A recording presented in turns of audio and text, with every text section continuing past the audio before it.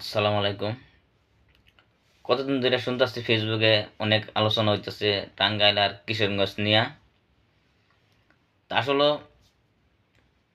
টাঙ্গাইল আর কিশোরগঞ্জ ময়মনসিংহ বিভাগে যাবে না, যাইব না।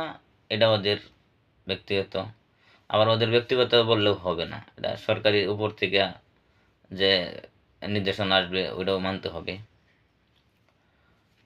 আসলে কি কথা বলা ঠিক না, তারপরেও অনেকে হয়তো অনেকে কিছু বলবেন, খারাপ ভালো মিলাই বলবেন, অনেকে ভালো বলবেন, অনেকে খারাপ বলবেন। আসলে একটা কথা কি জানেন, আমরা দেখেন আমাদের ময়মনসিংহে আর 5টা জেলা ছিল, 5টা জেলা মিলাইয়া ময়মনসিংহ জেলা ছিল। তো অনেকে বলতে পারেন যে অনেকে সবাই জানেন, ঠিক আছে, যে কোন কোন জেলা ময়মনসিংহ ছিল। টাঙ্গাইল, কিশোরগঞ্জ, শেরপুর, জামালপুর, নেত্রকোনা, সর্বশেষ ছিল ময়মনসিংহ। ময়মনসিংহ থেকে ভাগ করে করে আর 5টা জেলা বানাইছে। ময়মনসিংহ নিয়ে 6 জেলা, কিন্তু ওই 5 জেলার মা কিন্তু ছিল ময়মনসিংহ, ঠিক আছে, ময়মনসিংহ ছিল।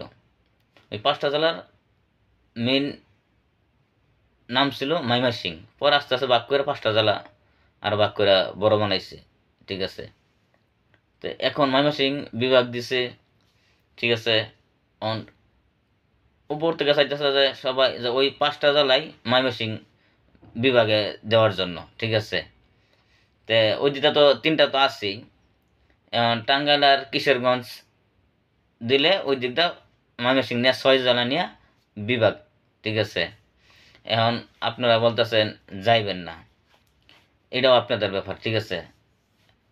আপনাদের ব্যাপার করলে হইব না, আবার কারণ এটা সরকারি নির্দেশনা, যেটা সিদ্ধান্ত হইব, এটা হচ্ছে বড় সিদ্ধান্ত। এটা আমি আর আপনি যদি বলি যে আপনারা যান, কি আমি যাবো না, এটা হচ্ছে আমাদের ওইটা বোকামি বোকামি বললেই ঠিক আছে, বোকামি বলাটাই বেটার। তো দেখেন, পরিবেশে এসে একটা জিনিস দেখেন যে